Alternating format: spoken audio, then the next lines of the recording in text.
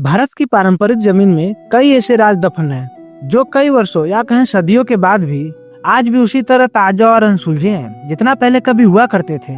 ये रहस्य कुछ ऐसे हैं जिन्हें जितना सुलझाने की कोशिश होती है ये उतना ही उलझ जाते हैं। एक ऐसा ही राज राजस्थान के जैसलमेर जिले के कुलधरा गांव में भी दफन है। यह गांव पिछले 170 सालों से वीरान पड़ा हुआ है। एक ऐसा गांव जो रातों रात वीरान हो गया और सदियों से लोग आज तक यह नहीं समझ पाए कि आखिर इस गांव के वीरान होने का राज क्या था। कुलधरा गांव के वीरान होने को लेकर एक अजीबोगरीब रहस्य है।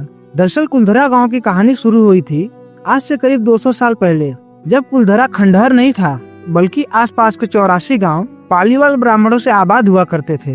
लेकिन फिर जैसे कुलधरा को किसी की बुरी नजर लग गई। वो शख्स था रियासत का दीवान सालम सिंह, अयाज दीवान सालम सिंह, जिसकी गंदी नजर गांव की एक खूबसूरत लड़की पर पड़ गई थी। दीवान उस लड़की के पीछे इस कदर पागल था कि बस किसी तरह से उस लड़की को पा लेना चाहता था। उसने इसके लिए ब्राह्मणों पर दबाव बनाना शुरू कर दिया। हद तो तब हो गई जब सत्ता के मद में चूर उस दीवान ने लड़की के घर संदेश भिजवाया कि यदि अगले पूर्णमासी तक उसे लड़की नहीं मिली तो वह गांव पर हमला करके लड़की को उठा ले जाएगा। दीवान और गांव वालों की ये लड़ाई अब एक कुंवारी लड़की के सम्मान की भी थी और गांव के आत्मसम्मान की भी।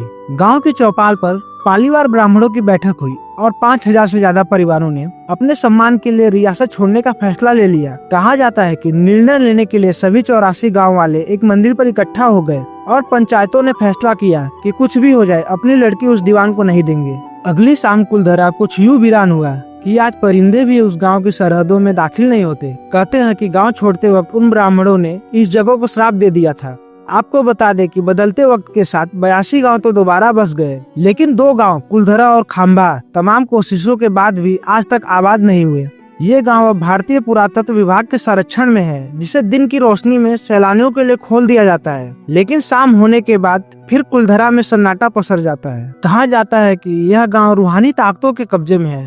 टूरिस्ट प्लेस में बदल चुके कुलधरा गांव घूमने वालों के मुताबिक यहाँ रहने वाले पालीवाल ब्राह्मणों की आहट आज भी सुनाई देती है। उन्हें वहाँ हर पल ऐसा अनुभव होता है कि कोई आसपास चल रहा है। बाजार के चहल पहल की आवाजें आती हैं। महिलाओं के बात करने की और उनके चूड़ियों और पायलों की आवाज हमेशा ही आती रहती है। प्रशासन ने इस गांव की सरहद पर एक फाटक बनवा दिया है, जिसके पार दिन में तो सैलानी घूमने आते रहते हैं, लेकिन रात में इस फाटक को पार करने की कोई हिम्मत नहीं करता।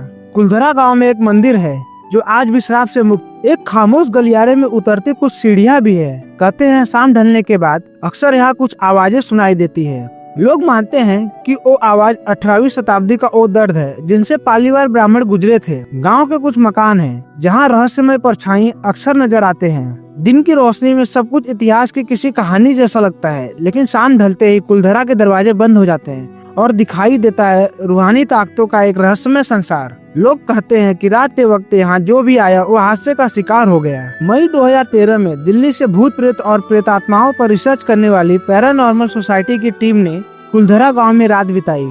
टीम ने माना कि यहाँ कुछ न कुछ असामान्य जरूर है। शाम के वक्त उनका ड्रोन कैमरा आसमान से गांव की तस्वीरें ले रहा था, लेकिन उस गलियारे के ऊपर आते ही वो कैमरा हवा में गोते लगाते हुए जमीन पर आ गिरा, जैसे कोई था जिसे वो कैमरा मंजूर न हो। ये सच है कि कुलधरा से हजारों परिवारों का पलायन हुआ है। ये भी सच है कि कुलधरा में आज भी राजस्थानी संस्कृति की झलक मिलती है। पैरानॉर्मल टीम के अंशु शर्मा ने बताया था कि हमारे पास एक डिवाइस है जिसका नाम गोस्ट बॉक्स है। इसके माध्यम से हम ऐसी जगहों पर रहने वाली आत्माओं से सवाल पूछते हैं। कुलधरा में भी हमने ऐसा ही किया। जहाँ कुछ आवाजें आई तो कहीं सामान्य रूप से आत्माओं ने अपने नाम भी बताए।